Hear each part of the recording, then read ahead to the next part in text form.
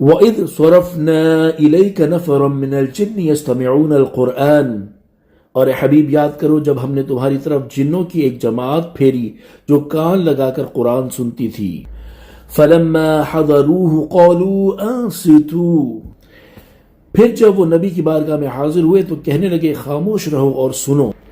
فَلَمَّا قُضِيَ وَلَّوْا إِلَىٰ قَوْمِهِمْ مُنذِرِينَ، پھر جب تلاوت ختم ہو گئی تو وہ اپنی قوم کی طرف ڈراتے ہوئے پلٹ گئے۔ قالوا يا قومنا إنا سمعنا كتابا أنزل من بعد موسى مصدقا لما